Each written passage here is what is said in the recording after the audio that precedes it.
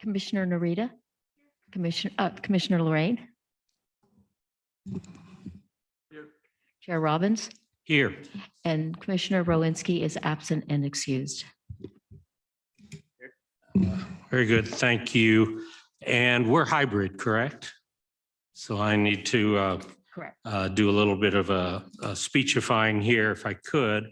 I'm just going to read this. For those who are not here physically and are here virtually, there are several ways to participate. And for those who are here, which I only see one, there's a yellow speaker request that you can fill out. That would be great. If you're participating remotely, use the raise your hand feature in Zoom and you'll be called on at the appropriate time. If you're calling in via phone, press *9 to raise your hand, and when called upon, press *6 to unmute.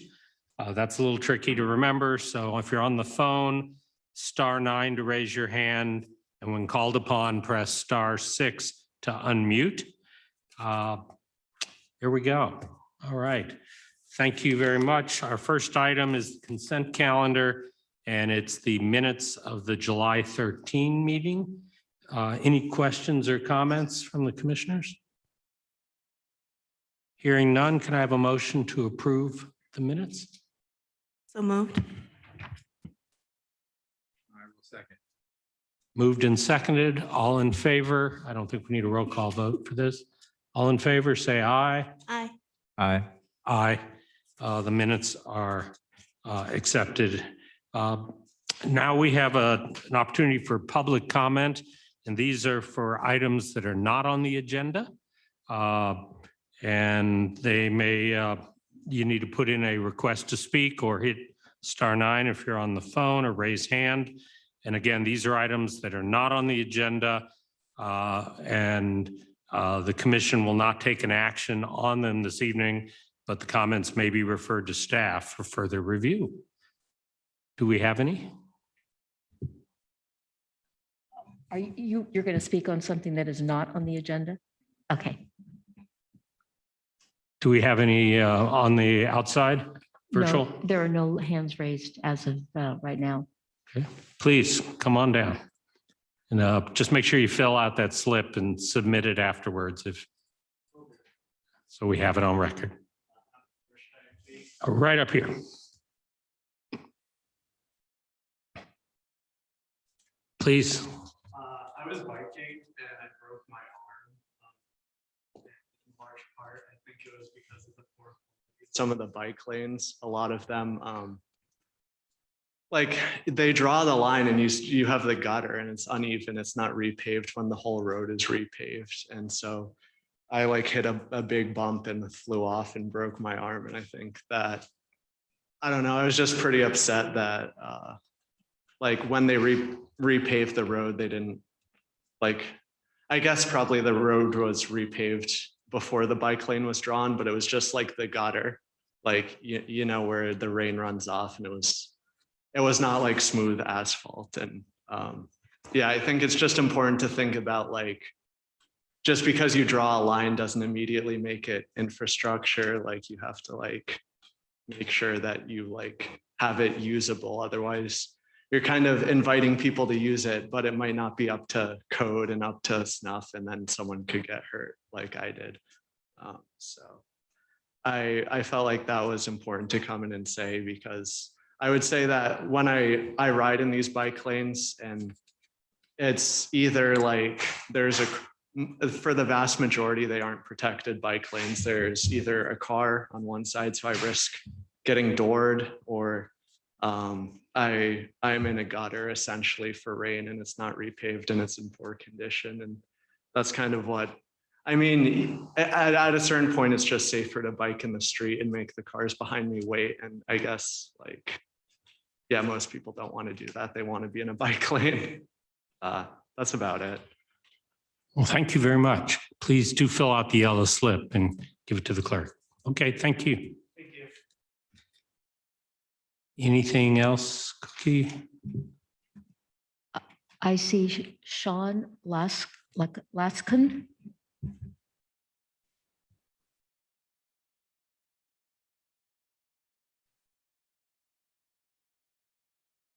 You're unmuted.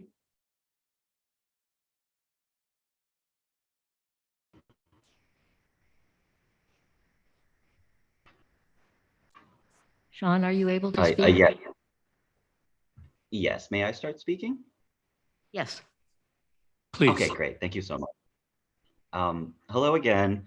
My name is Sean Laxon. I just wanted to take some time to speak. As you mentioned, this isn't on the agenda necessarily, but well, first I wanted to start off and just express overall just my support and gratitude to this committee for continuing to push forward on the multiple bike infrastructures throughout the city of San Mateo. Personally, I am a person without an automobile due to the high costs of living in the Bay Area. So in general, I find San Mateo to be a great place to live due to the dense downtown area and multimodal transportation options, which really negate the need for a privately owned car. So I really, believe that continuing to build out bicycle specific infrastructure will only improve mobility options for everyone in our city. One thing I wanted to bring up is these projects continue to move forward is I like to bring awareness to the lack of city downtown bicycle parking in the area. I looked up the City of San Mateo Public Works page, which lists about approximately 50 bike racks installed by the city throughout the downtown area. And while we know that there are additional bike racks placed around some of the larger businesses and retailers, many storefronts with only street parking have no bike racks at all, leaving many people needing to lock their bikes either to a parking meter, like what I usually do, or you have to bring your bike inside the store and ask the storefront owner to if you can bring your bike inside. And so what I wanted to propose to the council or to the committee here is two options to increase available bicycle parking and encourage people to really just use their bicycles as an alternative to driving in the downtown San Mateo area. The first proposal was adjusting the San Mateo Municipal Code. There's specifically a subsection on bicycle parking.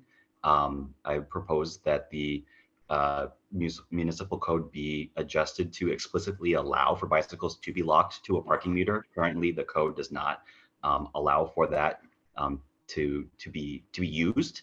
And the second proposal is the creation of a bike corral program to replace key street parking spots throughout the downtown area with an on-street bike corral.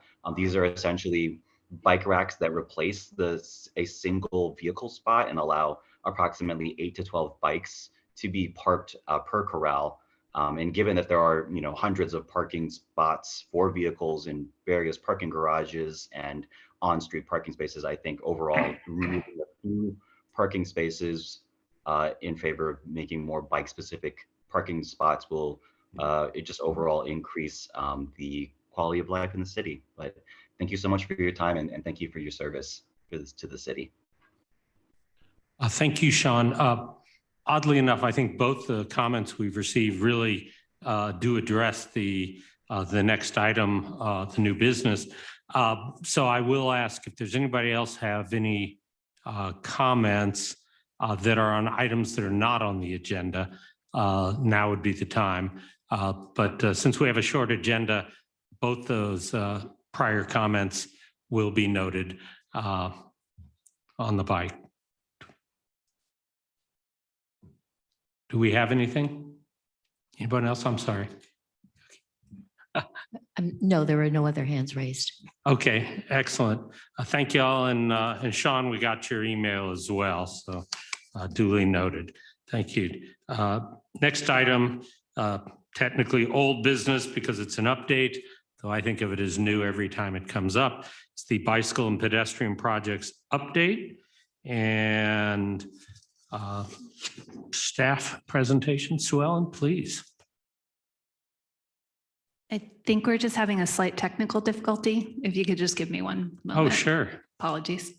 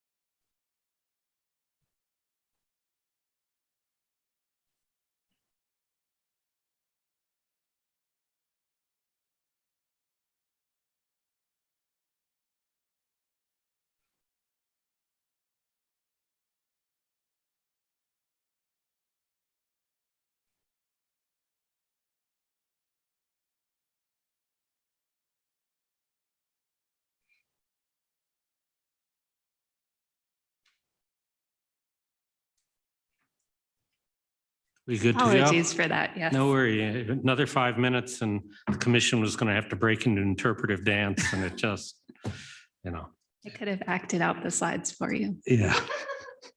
Thank you. On Go that ahead. note, good evening. Thanks for having me. Sue Ellen Atkinson. I'm the Principal Transportation Planner with Public Works, and I'm here for the Bicycle and Pedestrian Program update. So this evening, we'll be providing an update on our infrastructure projects, our planning projects, and our grant efforts underway. So first off, with infrastructure projects, the Delaware Street Safe Routes to School Corridor.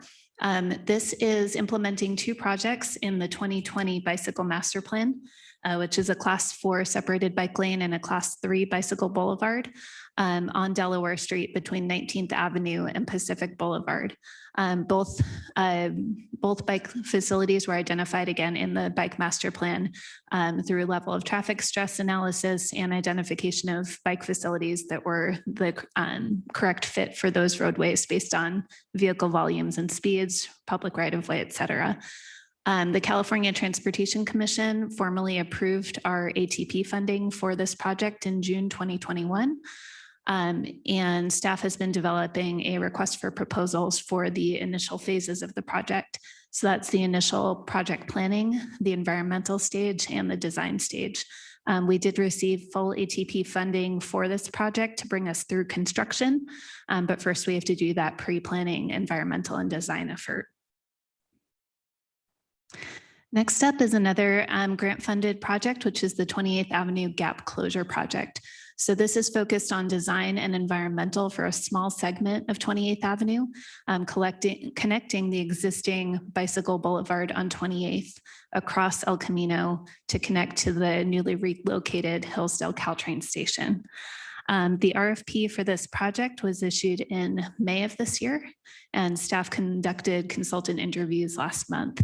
We're on track to award that agreement in September at City Council. Next up is the North Central Bike Lanes project, which we've brought to the commission several times in the past.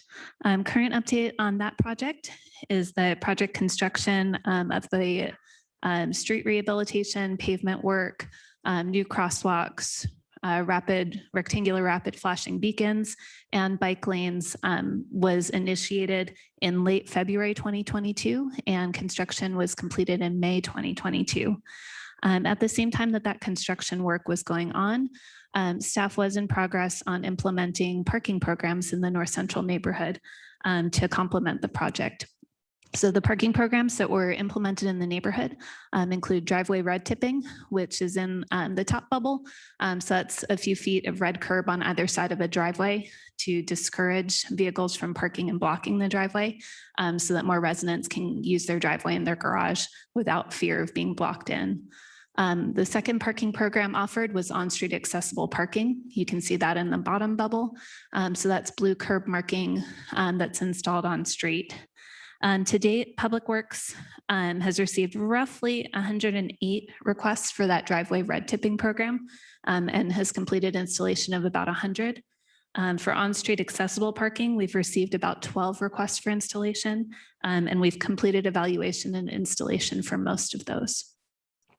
Driveway entrance parking is another parking program that was offered that was more educational in nature. So that's educating residents that where parking is allowed, they may park parallel to their driveway, essentially blocking the driveway if they live in a single family or a duplex home. So that's the bubble off to the right. Also, staff recently implemented the King Center pilot overnight parking program. So that was implemented in early July 2022 through a monthly parking permit that's available on a first come, first serve basis at the King Center front desk.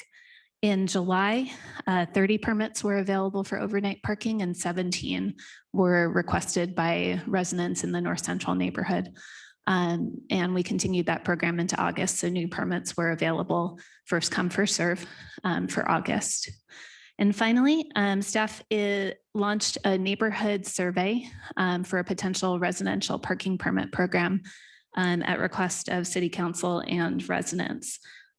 We sent that survey in June 2022. The survey was available online and then was mailed to households, about 3,000 households in the neighborhood. It was available in English, Spanish, and Chinese. And staff received a total of 588 survey responses, actually primarily written responses, and are in the process of analyzing the data for those responses that will inform residential parking permit program recommendations. And moving on in infrastructure projects, our integration with our pavement management program. So this is where we try to implement some of our bike facilities that were identified in the 2020 Bike Master Plan through our regularly scheduled pavement management program. So when a street is being resurfaced, we try to install new striping where we're able to. So the first project is part of the Smooth Streets Phase 3 program, and that's an implementation of a bike boulevard on Sunnybray. That project is expected to begin construction this summer, with the bike improvements probably coming along at the end of the project in early 2023. The second project are 2 bike facilities as part of the Citywide Street Rehabilitation Package 3B. The first is on South Humboldt Street, so from 5th to 9th Avenues, just south of where the North Central Bike Lane project ends. That's an extension of the Class 2 bike lanes that were installed on Humboldt as part of the North Central project.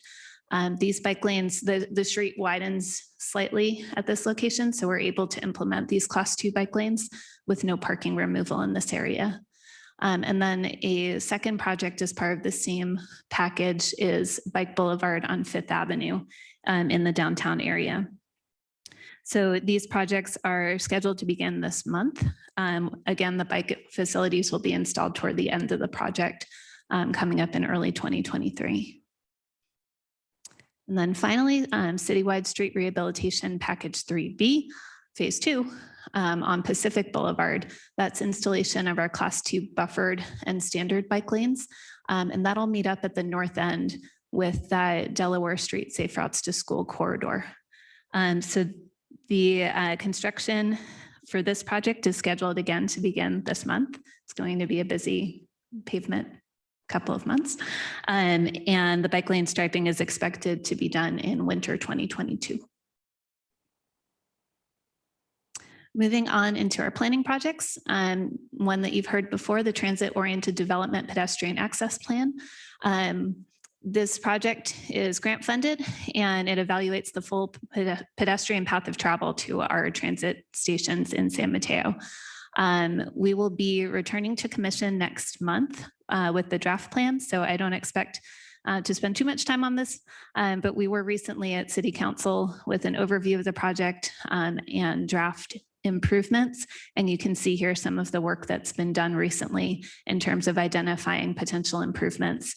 For example, is shown here in our downtown area to access our downtown Caltrain station.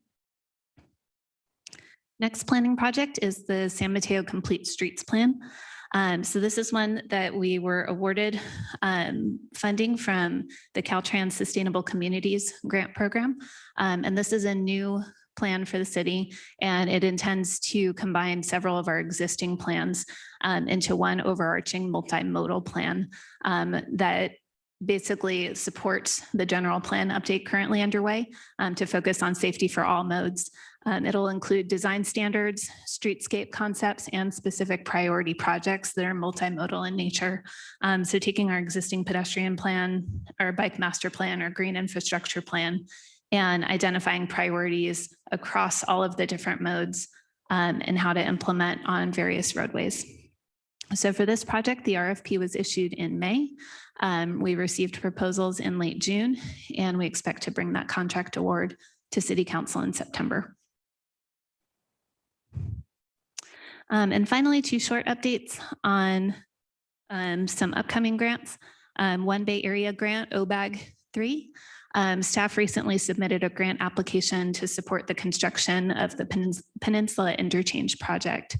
And that project does include bicycle and pedestrian improvements. So we will hear back on that grant application in the hopefully near future. A second program that's coming up is the San Mateo County Transportation Authority Pedestrian and Bicycle Program. That call for projects was recently released, and staff is preparing an application for the construction of our downtown parking garage pedestrian safety project, which you had heard about as it was going through the design phase. So that project, the design is fully complete. The environmental has been completed. So now we're seeking funding. And to wrap up is a new grant update. This is the US 101 and 92 Mobility Hub and Smart Corridor project. So this is a really unique effort for the city. That's a joint effort with the County Transportation Authority and Samtrans in supporting the 101-92 Direct Connector project, identifying multimodal improvements to include as part of that freeway project. So the multimodal improvements in the San Mateo right-of-way are a mobility hub that's proposed at the existing Caltrans Park and Ride underneath the 92-101 interchange that will house a new Samtrans Express bus stop. And then implementation of our planned Class 4 bike facility on Fashion Island and 19th Avenue. So that project is a multi-phase project. So the project team applied for initial funding for a feasibility study through the TA's ACR TDM grant program. That funding was approved last Thursday. So we have been approved for that feasibility study. And then the design funding was a separate OBAG 3 grant that was a joint grant application between the city, Samtrans, and the TA, and then additional funding through state Caltrans funds for the construction part of that effort. So many phases over many years, but we do have that initial funding identified for the feasibility study. And just one update again on following progress on implementation of the bike master plan in particular at our website, www.cityofsanmateo.org/bike plan. So we have all of our upcoming bike projects, all of our projects that are in progress, and then completed projects as well, including an interactive map with our bike facilities as they're implemented. And with that, that concludes staff presentation, and I'm available for any questions. Thank you very much. Let's do questions first, then if there are any public comment, and then we'll bring it back to the commission afterwards for comment, more discussion, final questions as well. Commissioner Narita, any questions? Thank you. Yes, I do. Let me pull them up. They're on my phone. Okay, great. Thanks so much, Sue Ellen. Really appreciate the presentation and congrats on the feasibility study grant. That's wonderful. Okay, so starting just like project by project, starting first with the Delaware one, do you mind pulling that slide back up? Or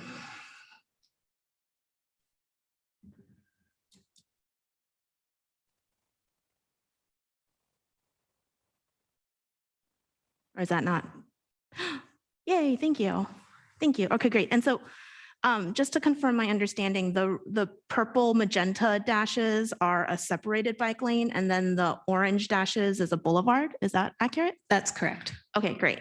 And then I wasn't on the commission when the bike master plan was created. And could you walk me through the like decision tree or context of like the changeover between a separated bike lane and a boulevard for this one? I might have to provide additional detail for you later on that, but I can give an overview now and let me know if you need more.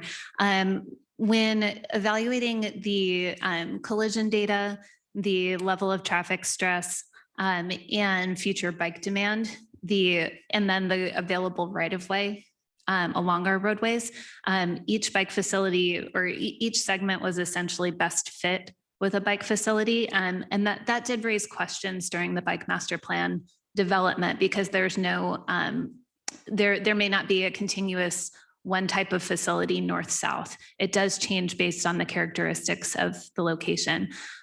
So for example, in this area, in the northern part of 28th Avenue, there are more turn pockets. There's more intersections that have higher volumes of cross traffic. So that's possibly why the class 4 with the greater level of separation was identified for the more northern portion of the project. But if you'd like, I can go back into our data and try to get you more of a detailed answer. That's great. Well, I'm just curious because it's interesting that there's like, it separates, right? It's like, there's a change. And so I was just curious along the lines, and we've talked in the past about bike boulevards, but do you know any of the like latest research or considerations around bike boulevards versus separated bike lanes when it comes to safety? Because bike boulevards, you're just with the traffic, but there's like really big signage saying to cars, be careful because bikes are allowed, right?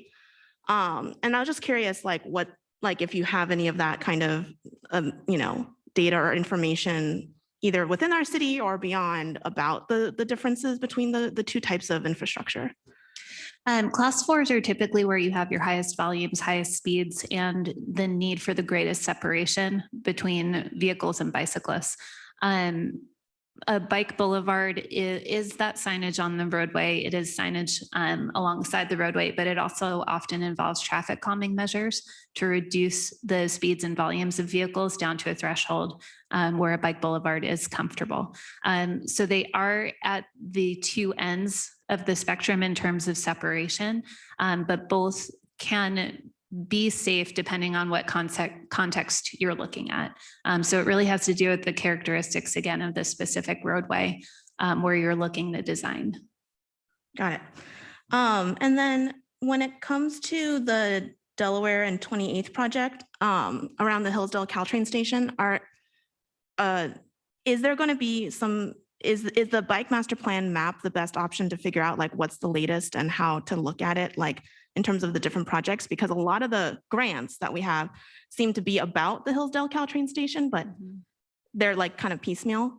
And so I was curious if the resource that's best for myself, because I live around there, and the public to use is the actual like interactive map that you cited. Or is there other resources to kind of show how the bike infrastructure will be updated? Look what you did. Thank you. This is the benefit of asking your questions before the meetings, everyone. This was actually prepared prior to that. Oh my goodness. Yeah. Thank you so much. No problem. So this was prepared actually when we were having discussion with the community about the facility under so here's the Hillsdale Caltrain station overcrossing. And we were having discussion with the community about the bike facility. Are you seeing this at all? I can't get over there. This is the 1 through 5. Okay. Where number 3 is, the facility on road under the Hillsdale overpass. So the project that we're talking about right now is the one that's circled number 2. So that it's a very small segment, and agreed that it is a little piecemealed, but there is an overall plan for 28th Avenue. So sections 1 and 5 are complete. Section 3 is complete with the class 1 that's there. And then we're looking at a potential on-street facility as well. Section 4 has an existing class 1 in the Nueva School Hills, Bay Meadows Park area. And then this little segment that we're working on is linking 1 and 3. Got it. And just class 1 is the fact that the bike lane's on the sidewalk, like right when you get out of the Caltrain station? Right. It's a shared Okay. use facility. Okay, great. Thank you. More questions I had. Okay, and then for North Central, the survey that you mentioned, it will go to council, but I was curious if that would come to commission also in terms of sharing the results of that survey. We were discussing that. If Azalea wants to chime in on that. I can hear you, but I don't know if people on Zoom can.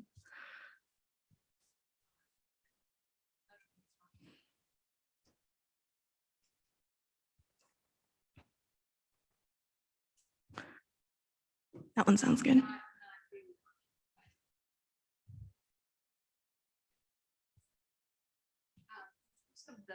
The survey results will be, so as Sue Ellen said, we will be analyzing them, regrouping in terms of recommendations and scheduling the time. Thank you.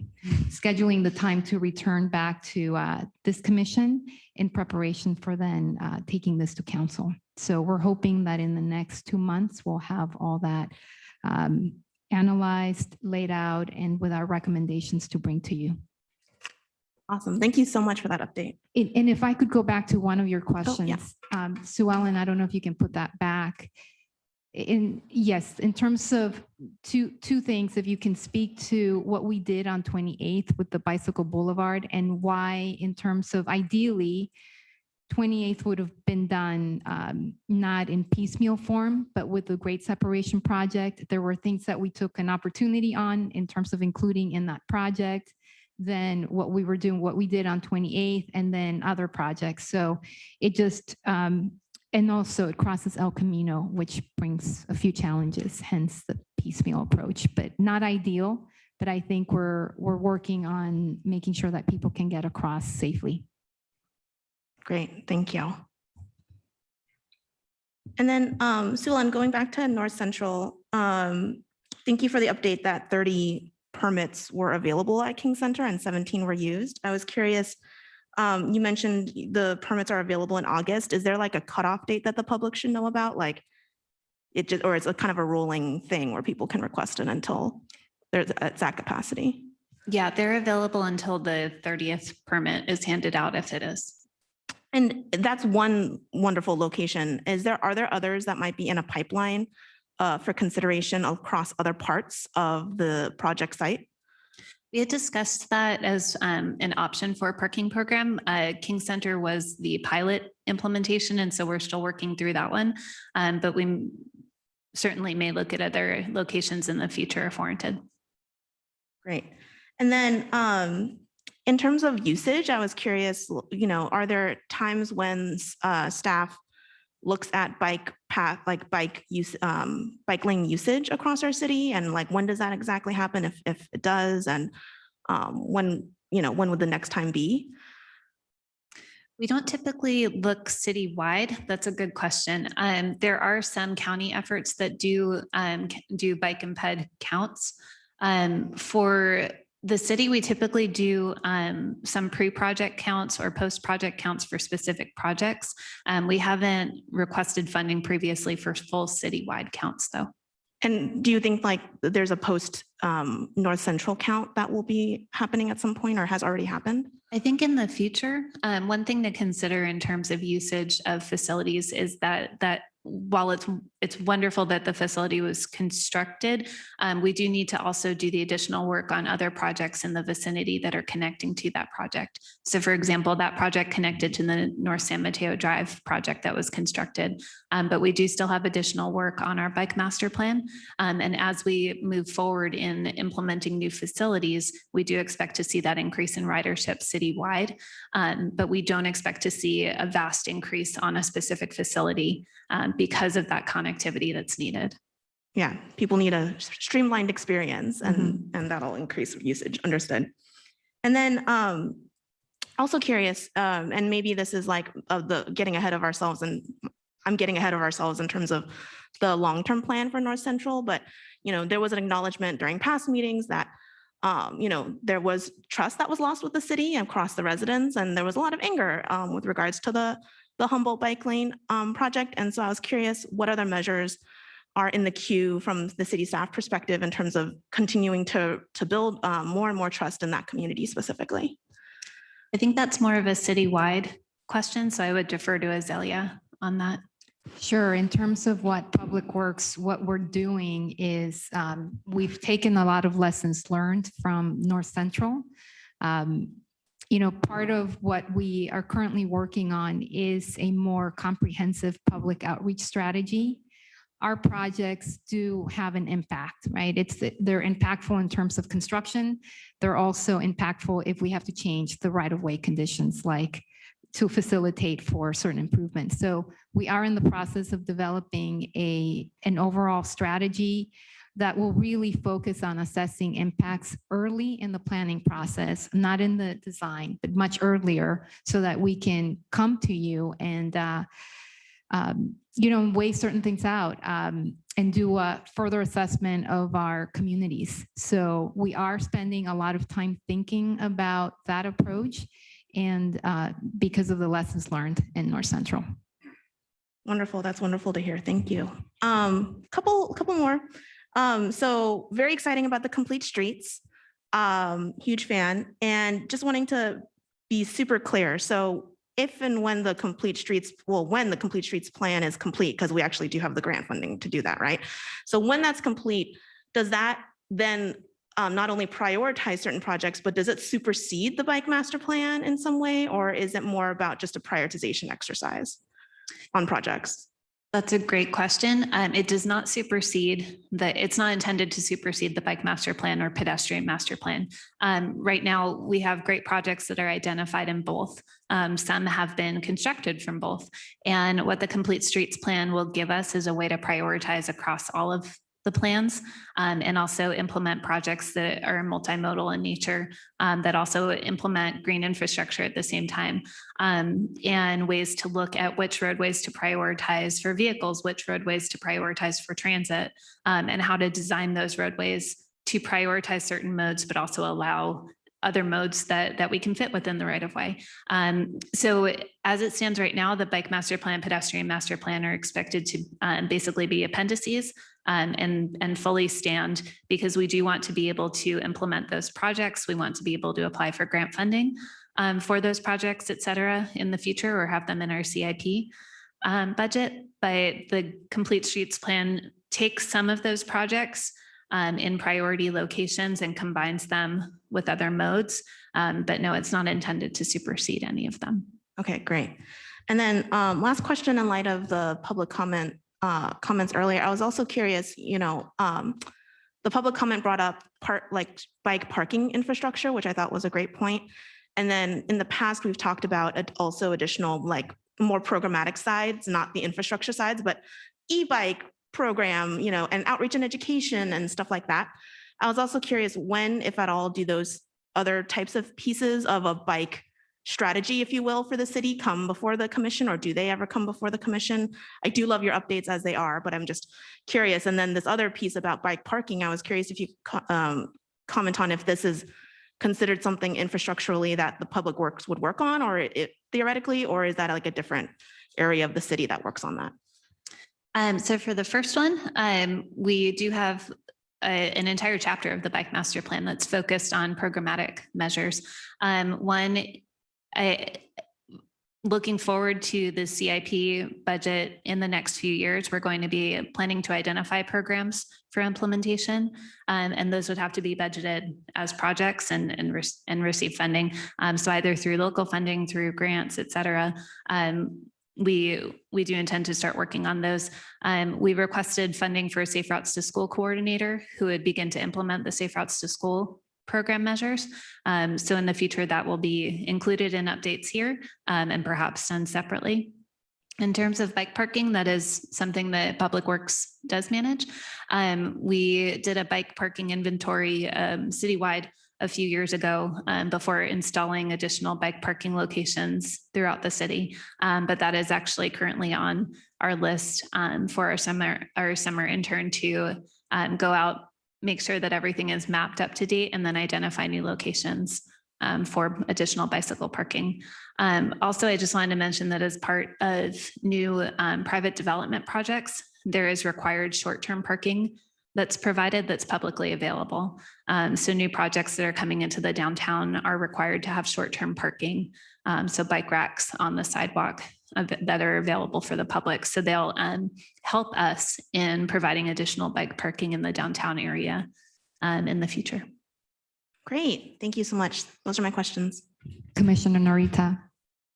Thank you, Commissioner Lorraine. Oh, I'm sorry. Yeah, go ahead. If I can add to your question on complete streets, in terms of setting expectations, while the intent is not to supersede existing master plans, I think we are looking at the opportunity to address the right-of-way limitations and hence, prioritizing certain modes. And so there will be a discussion on limitations and certain choices that will have to be made. Thank you. Thank you. Commissioner Lorraine. Thank you.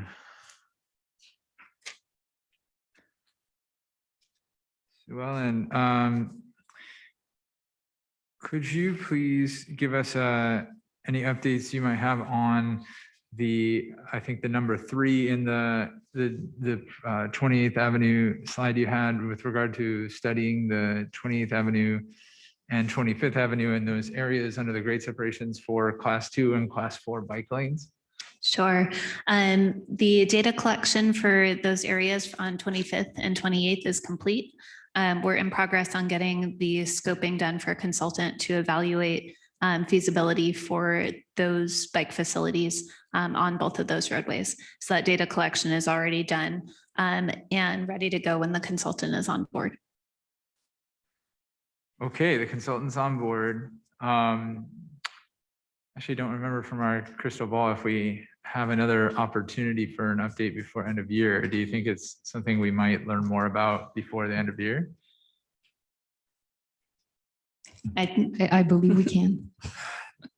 Excellent. Thank you very much. I look forward to that. To another one of our public commenters question or comment rather, I guess I'm curious if, Sue Ellen, perhaps you could give a sense of at what times do we have an opportunity when putting a project on that's like maybe a class 2, something of a striping, to repave or improve the quality of the roadway at the time it's installed? And are there times where we have that ability and other times when we don't? Could you maybe like give us a sense, like, are there bike master plan with the North Central project, for example, were there, I believe there were pavement improvements as part of that project. So, you know, I guess another way to maybe ask this would be, you know, are future bike master plan projects going to come with at least an opportunity to improve the paving of the areas we install bike lanes, or are there going to be times when that may not be possible? We do look at the pavement condition when designing the project. So for example, on that Delaware Street project, we did look at the pavement condition to determine, excuse me, if pavement management was needed as part of that project. It was already, I believe, in our pavement management program a little bit down the line. So we are able to coordinate those two. That is why we also try to coordinate implementation of our bike facilities with the ongoing pavement management programs, the Smooth Streets program, also, so that we can install bike facilities on that freshly repaved roadway. So we do make an effort. I can't speak for all past or future projects, but we do make that effort in the design process. If I may add, Commissioner Lorraine, I think there's an opportunity in some cases to do quick build, right? Where if the surface is good enough for a quick build project, that we wouldn't necessarily need to delay it for our pavement. So our pavement program takes into account vehicle usage, condition, and so we're all over the city. And so sometimes that coordination works out very well. Sometimes it doesn't. But if we do have the opportunity, if the roadway is in good condition, if we've done that in terms of any quick build efforts.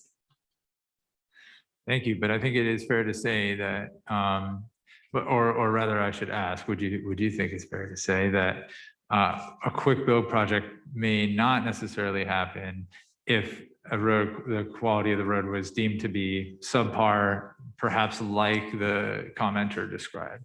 Exactly. And one of the things that we do rely on, during construction and post is our inspection. So that's something that we would follow up on in terms of the location to figure out if there were things there that we missed during our inspection or things that we can just have to go back and resolve. But indeed, safety, in terms of building bicycle lanes, the focus is on safety, and we need to make sure that the roads are safe to begin with in terms of their condition.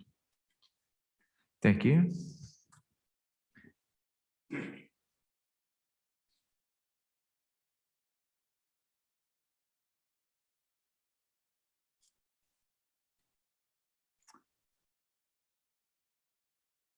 Sue Ellen, I heard someone tell me that they attended a San Mateo County Transportation Authority Citizens Advisory Committee meeting recently, in which all projects brought to them for approval were approved.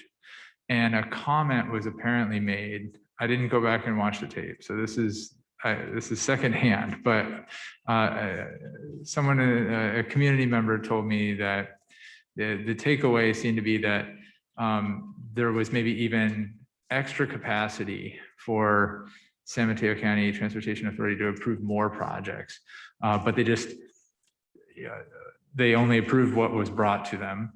And I feel like I heard in your presentation tonight a couple of opportunities that the city is pursuing with that organization for funding the mobility hub and smart corridor, and money for the downtown parking garage, I believe.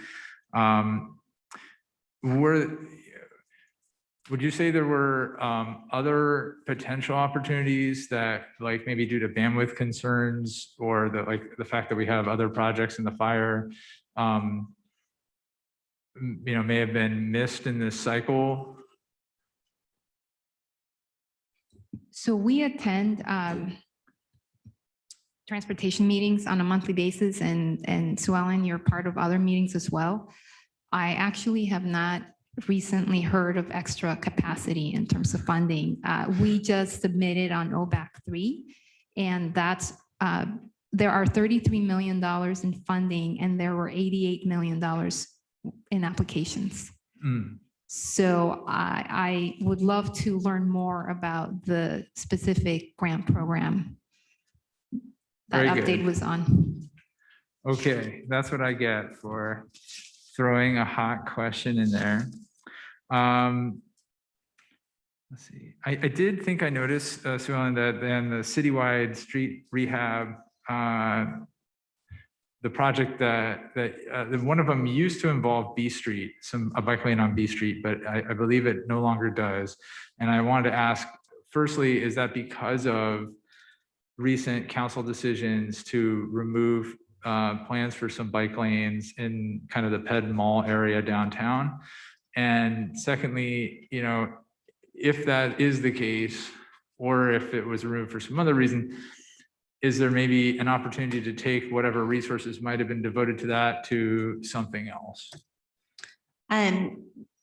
You're correct that one of the pavement management projects was focused on B Street, and we were looking at implementation of buffer bike lanes on B Street from 5th to 9th. That was removed in part because of the city council direction on B Street in the northern section of B Street, because we do have to look at the downtown from a more holistic perspective. So the question does arise, do we need that connection on B Street coming in from the south if we don't know where it will be directed in the downtown? But also that implementation would involve some level of removal of parking, and there's an active private development project in the planning process within that area that was also going on. So there were a couple of factors in terms of how we design that, how we implement it. And then also given the council direction, we decided to remove that project at this time. And so does removing that project potentially allow for an opportunity of bandwidth or resources that would have gone to that to be put toward another piece of the master plan possibly? The resources for that, there's funding for pavement work. Azalea might have to jump in on this. There's funding for pavement work, but that doesn't necessarily stretch to include the addition of bicycle facilities. So we're often looking for additional funding to implement the bike facilities at the same time, because we can't utilize that same area. So it doesn't necessarily free up funding, but it essentially means we're not looking for that additional funding at that time. Yeah, and I guess that also seems to remind me that because the paving is happening in a certain area, it's not as if we could, easily take energy that went there to another part of the city. Very good. Okay.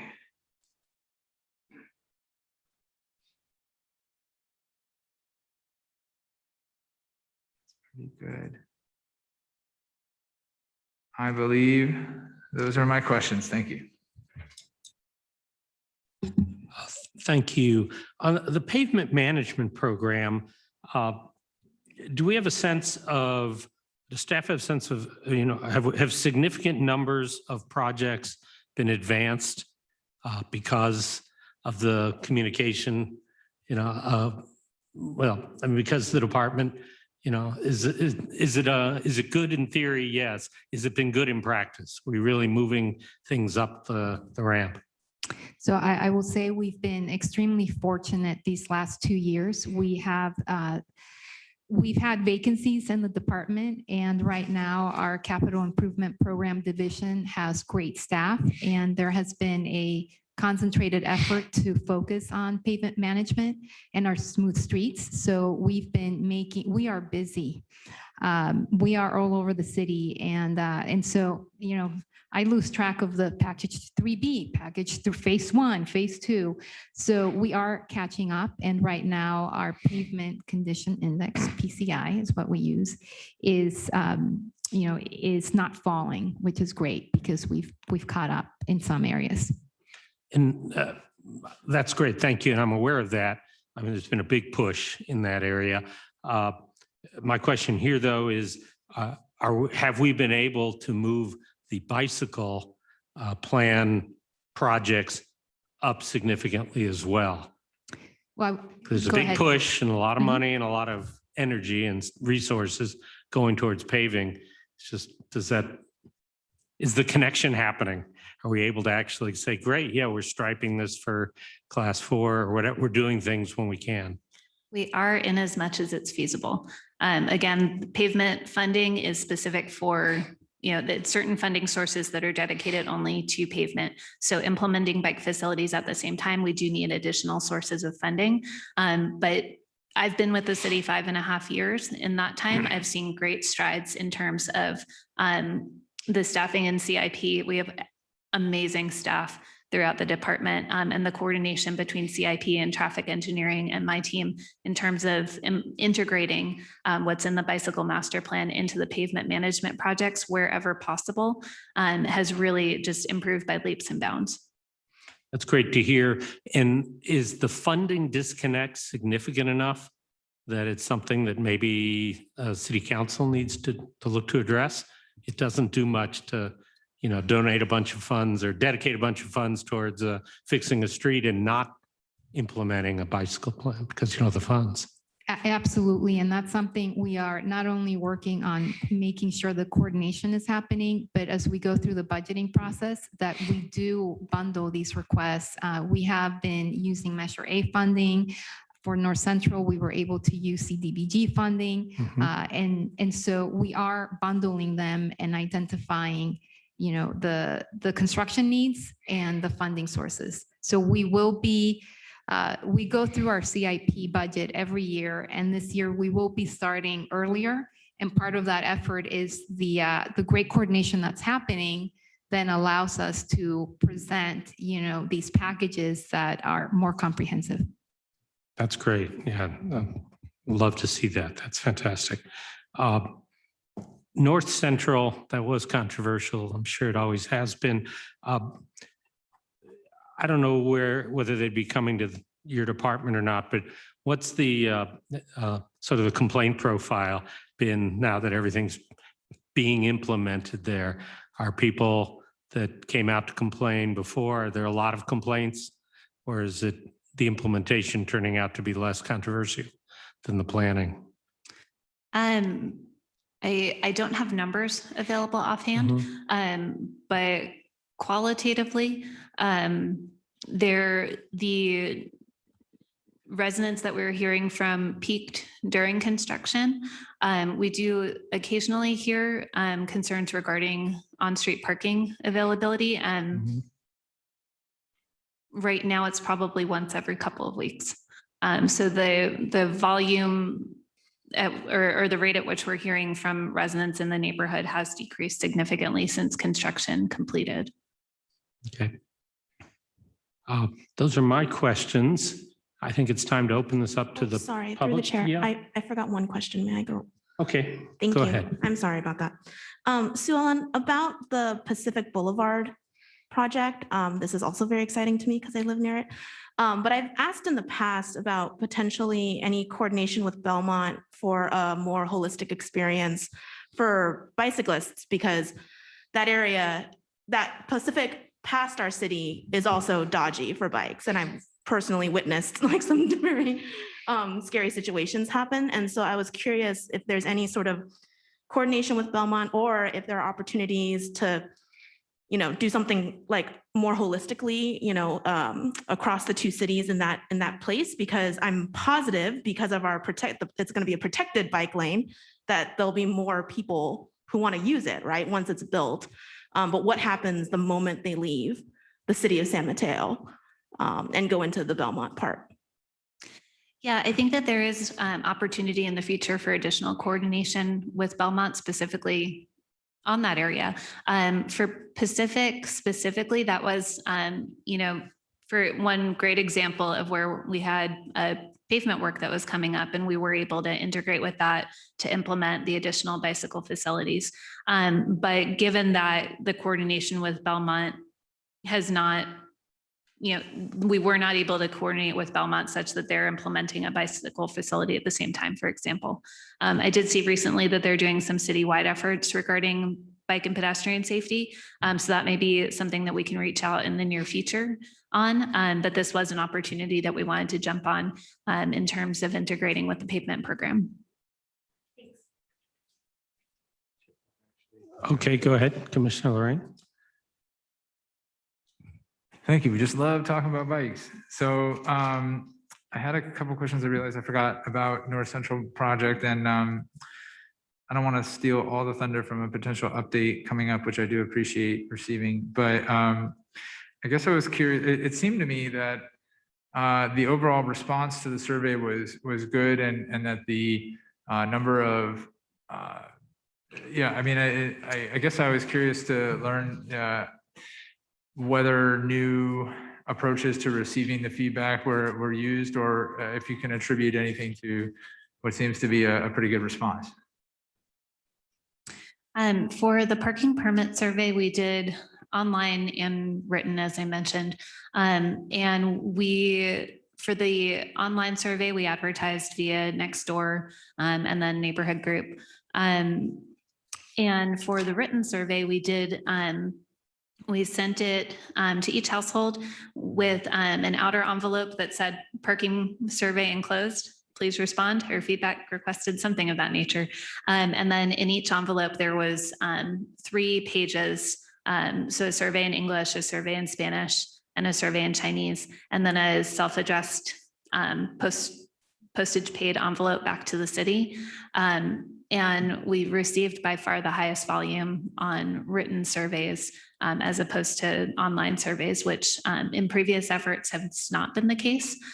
So it's possible that this subject was of very high interest, but also the way that we did the mailing with including the postage paid envelope and all of the options in there, that was a higher expense, but it may have contributed. Thank you. And I guess I was curious for maybe any quick thoughts on how it's been going at King Center with the overnight parking. It seems as though we've gotten 17 people interested with permits, but they're not 30. And have there been any issues with cars staying in the lot? And any just like high level how it's been going? From a high level, it's been going, it was going fairly well in July. There were, I think, about 5 cars that were remaining in the lot past the morning time limit. We did collect contact information for each person that requested a permit or came to pick up a permit. And San Mateo Police Department was able to leave warnings and information about when those vehicles should be moved. And those number of vehicles that were being left decreased quite a bit. So from King Center staff and from police department personnel, it was proceeding well. Thank you. And that's a good reminder. I feel like more to come on that. Thank you, Chair. Thank you. Public comment, Cookie, what do we have? I have one online, Richard Hedges. Yeah, why don't we do that? Rich, go ahead. Thank you, Chair Robbins and commission members. I really appreciate being able to speak. I wanted to talk to you about one of the items that we discussed tonight, and that's the areas of 92101 and Fashion Island, which also connects to the old 19th Avenue. Pre-pandemic, it took 45 minutes to get from the Rite Aid Center over to Bridgepoint. That's not an exaggeration. A common time was 30 minutes. And I think most of you know why. Traffic is beginning to increase a great deal. There have been several things happened. A group of community members was able to get $250,000 from the Pulte development for that intersection of Norfolk and Fashion Island. There's close to $2 million for the traffic mitigation funds from the development at the Rite Aid Center.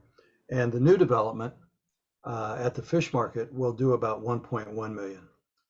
That development is twice the density of Bay Meadows or Station Park Green.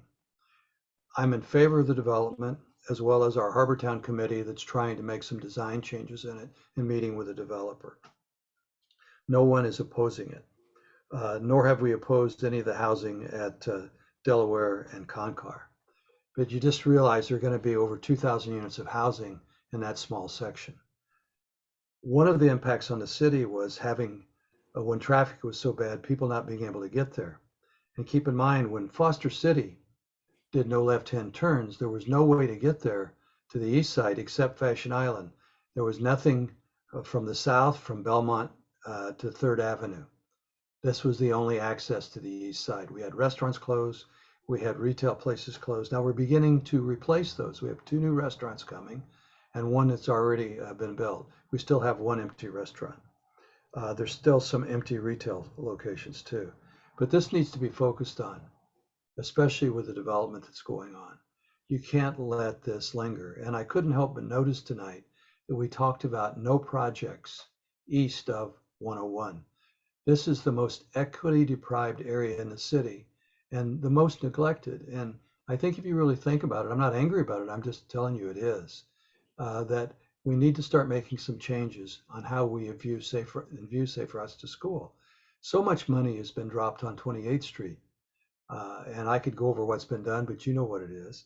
So I don't begrudge that. I think it's needed, but we also need to look at the east side. And the first thing we should look at is the Fashion Island, 19th Avenue and Fashion Island, Norfolk. Because these are very dangerous intersections.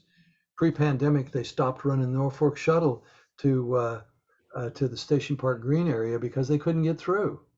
So we need some help. And we have the Samtrans bus there, which is the best, has a 15-minute headway, and we're hoping the new development will actually increase the ridership. So help us and fix this street. Thank you. Thank you, Rich. Any other online comments? David Hunt. David, please.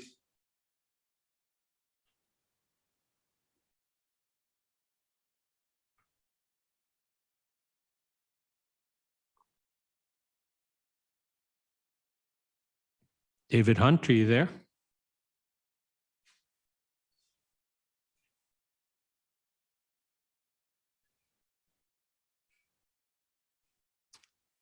Any other hands raised, Cookie? We may have come back.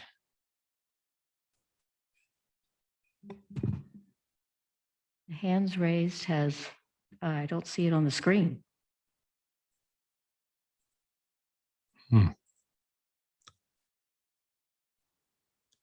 Anyone else? That was the only one that I saw. Okay. And here in the chambers? We have a- Sky Nygaard.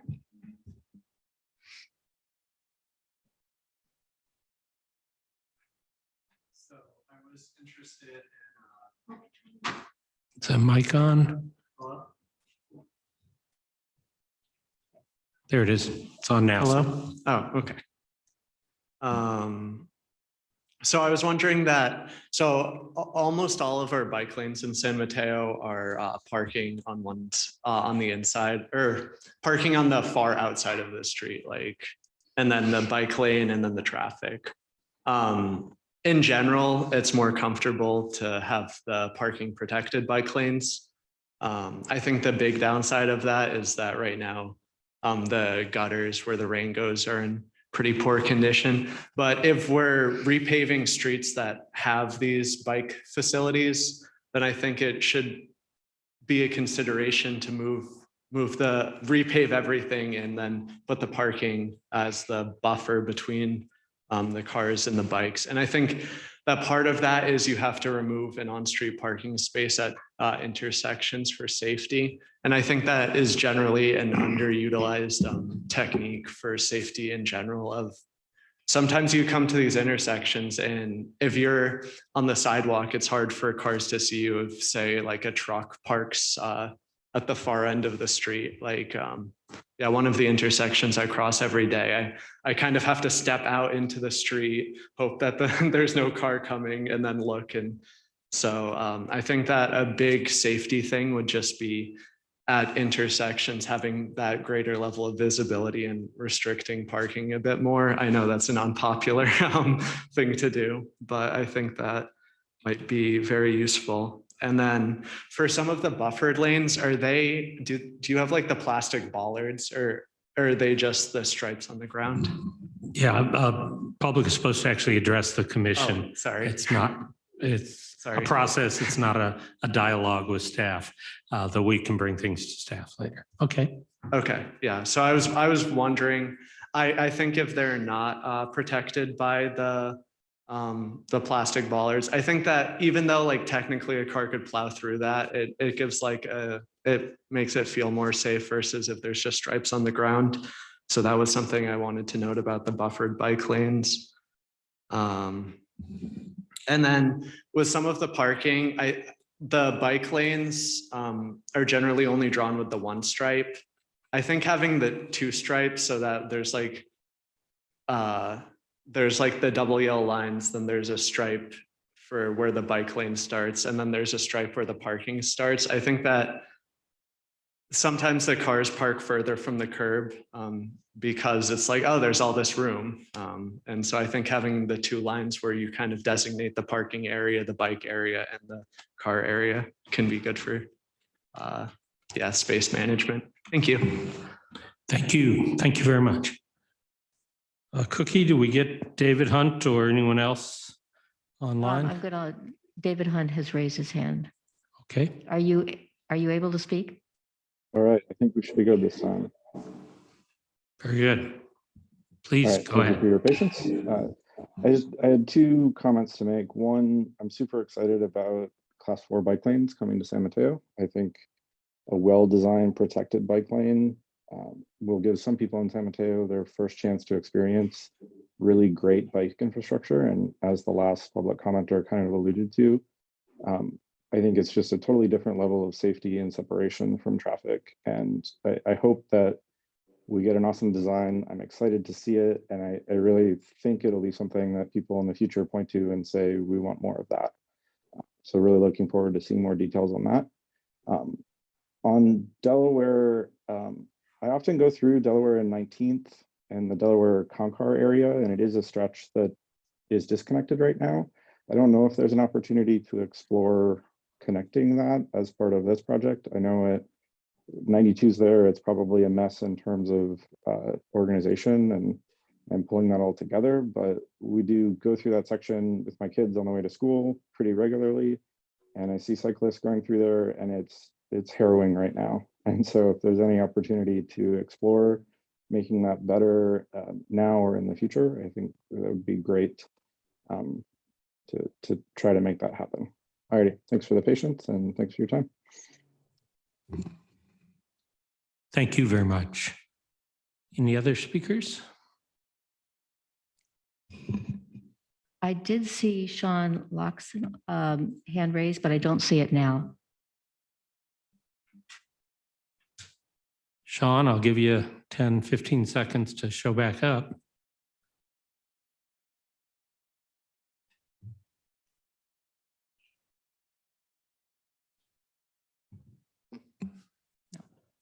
All right, I think we're going to come back to the commission now.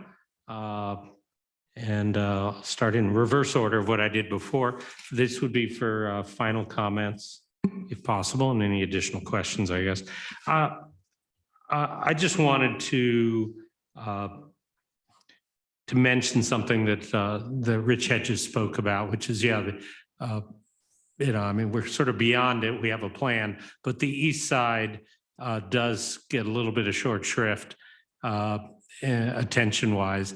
And I think it's something that it would be nice if staff could maybe raise the profile a little bit to see where there are problem areas that bicycle projects could help. That's my only comment here. Commissioner Lorraine?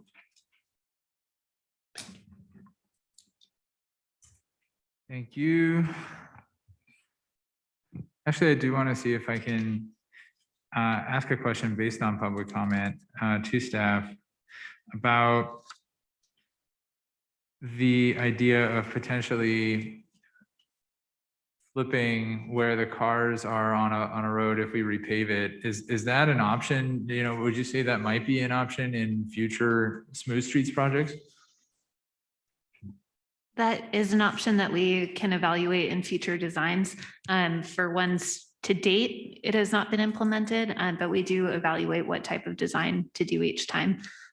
So parking protected bike lanes are certainly something in the toolbox that we do consider. Thank you. Okay. I think I would like to just first mention that I'm looking forward to a number of the upcoming projects that we discussed tonight, especially the Safe Routes to School project on Delaware, as David mentioned, and the 28th Avenue Gap, because I find myself kind of there a lot right now and coming home via 28th. And it is a little tricky on either side to get across El Camino. So I imagine that'll help make it a lot better. Looking forward to it. I was glad to see the overall response to North Central programs and the survey. The number of red tipping requests, handicap spots. I'm hoping that these options are helping North Central residents that this project is working better for them and is a better fit for them as a result of what's being offered and including at the King Center parking options. And but I think as Commissioner Rita noted, I think that doesn't mean there's not an opportunity to continue to listen and look for other opportunities to make it an even better fit and to learn more. So I'm looking forward to the update from the survey responses and analysis as well. Yeah, I think I just want to also say yay protected bike lanes. And I think we do want to be, I'm looking forward to the projects that are in the pipeline. I'm very much looking forward to the results of the studies at 25th and 28th. I frankly do feel that 28th could really use some more. Even though Rich mentioned we have a number of projects on 28th, it needs more, I believe, especially underneath the grade separation. In my anecdotal experience, I think the shared use path leaves a bit to be desired. I look forward to seeing how the gap closure project, may improve it. So I suppose I might be prejudging a little bit, but at the moment, I just think if there were an opportunity to have protected bike lanes, of course, on 25th and 28th, I think it would drastically improve the city. So I'm looking forward to seeing if that's possible. And I will just note also that I had the opportunity to ride on the North Central bike lanes a number of times. And I think, as someone who rode on North Humboldt for 10 years without bike lanes, it's a much better experience. It may not be a perfect experience, and I think as we've heard tonight, class 2 lanes in, leaving you potentially in the door zone are not optimal. But of course, this project gives us a bit of both on Humboldt, which is nice. And I do think really on both sides, I feel less tension while I'm there. And I hope that other residents and visitors are finding a smoother ride, not unlike what I feel I experienced on San Mateo Drive.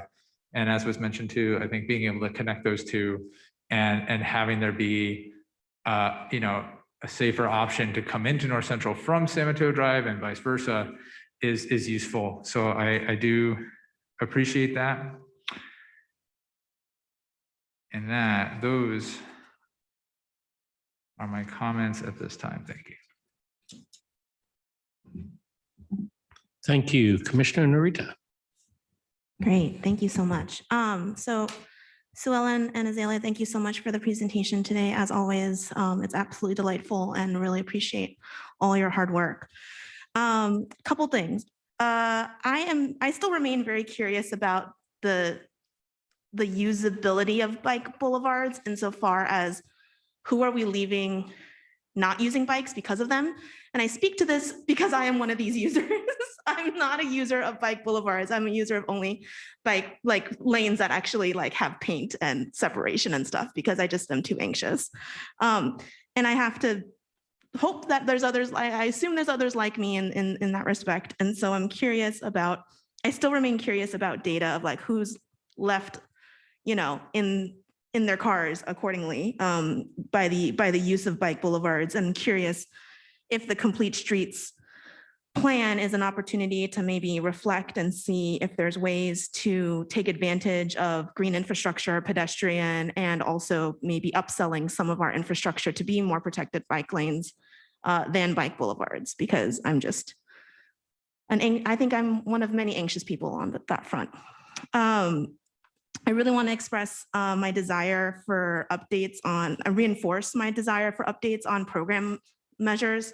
Totally understand that that's in the bike master plan, but I don't believe we've had an update on programs in the last year that I've been on the commission, and I've asked a couple times. So I would love that to happen in some update, understanding maybe it's in the fall when after the summer intern project is complete on the parking, or maybe it's later once the coordinator, Safe Routes to School coordinator has been hired and is onboarded, but just some sort of in the crystal ball. I would like that in one of these updates, having asked for it a few times. Really appreciated the comment on parking for bikes. So yeah, like I mentioned, would love to hear what the summer intern project winds up entailing in a future update, in a future quarterly update when the time's appropriate. I'd also like to just continue to reinforce coordination with Belmont on the Pacific project. I love that you took advantage of the pavement. That's the pavement opportunity that's so efficient and wonderful, and still remain concerned about externalities when it comes to safety of the actual users of these bike lanes. And so I would love us to be able to prioritize speaking with Belmont and seeing what their prioritization and what they're studying in that vicinity, because it is genuinely very dangerous. And then on North Central, just wanted to express my appreciation for the continued efforts with the community and the residents. I know that's very hard work. Azalea, you mentioned lessons learned and reflections and how that will impact design that you bring to the commission and then to the council and future projects. And I would just urge us to name that. So as you present and as you make the report, say, hey, this was a lesson learned from our North Central work. And so because I think it's important for the public to hear that we're growing and evolving and maturing and learning as we go, and naming that is just really important. And I'd also love to continue to have in future updates, continued updates on the residents, impacts to residents when it comes to the various parking projects and the striping and all of those types of things that you gave today. I so appreciated that, and I would just urge and appreciate continued engagement and learning and information on that in future updates. So thank you so much. Yes, Commissioner Lorraine. Thank you, Chair, for your flexibility tonight. I think after hearing some great comments, I was reminded of a couple more that I thought might be useful to add. One was just, I think, to better address a public comment we heard earlier tonight about the idea that drawing a line doesn't mean you've created infrastructure. I wholly agree. And I think I just am hopeful that, upcoming projects will show that the city agrees with that as well. And so I think my belief, hope, and sense is that there are, as was mentioned, a number of lanes and frankly, streets and areas in our city that are not where we'd like them to be from a quality standpoint. But part of the idea, of course, behind what's being done is to increase the network and find opportunities to improve this where we can, and particularly through the pavement program as well. So I believe our best days are ahead of us, and I hope that future projects will make for fewer experiences like what we heard tonight.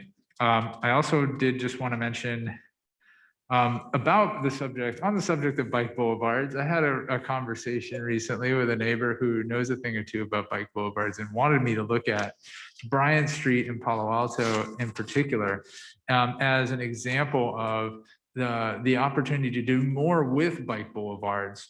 And that made me think a little bit about the 28th Avenue Bicycle Boulevard that we have. It seems to me, and this is, I hope this is not unfair, but it feels like two boulevards. The west side on the hill, I think has a bit more visible work put in to calm traffic, and that might have to do with the existing conditions, right? Like it might be, for example, that area up by the park needed more work to calm traffic in the first place. But I'm thinking of like a raised crosswalk, the humps, the tire sort of speed bumps with the cuts that allow bicycles to pass through, more visible walkways, and red curbing and so on. And then on the east side, I guess, perhaps again, because maybe Bay Meadows is, already a bit design, it has more of a modern design that perhaps didn't need as much traffic calming, but it seemed as though there was less visible additions. I guess this is a long way to walk through saying that there may be hopefully other opportunities to improve on bicycle boulevards or add more to them rather, so that hopefully people are getting a physical sense that, oh yes, this has been improved for bicycling. And I am now more interested in going into this lane as opposed to any street that might be a bit on the calm side. Hacienda comes to mind in San Mateo, because now I'm near there, and I rode it today on the way to City Hall.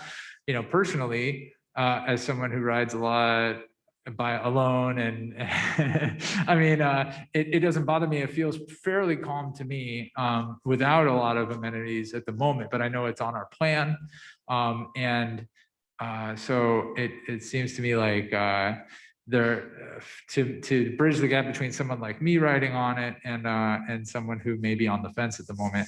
I hope there may be opportunities, and so I'm going to look into that, and if I find anything in particular or on that lane, I can I'll share with staff any ideas that I think might be interesting, but I'll just make that comment. Okay, thank you. Thank you. Thank you, staff, very much. Sue Ellen particularly, thanks so much for the update. On to reports and announcements. Anything from the department?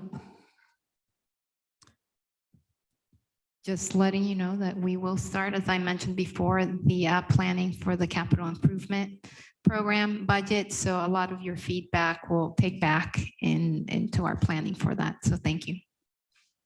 That's great. Commissioners have anything to report? Yes, I'll just note that Bike Summit is this month. So Silicon Valley Bicycle Coalition is sort of our local coalition. It serves San Mateo County and Santa Clara counties. And they have an annual summit on biped programming. They have a lot of cool guest speakers. They're in Millbrae this year, and it's on August 18th. I don't have their website handy. I think it's bikesiliconvalley.org. I'm pretty sure that's right. Or you can Google Silicon Valley Bicycle Coalition to learn more. Thank you. Thank you. Hearing nothing further, the meeting is adjourned.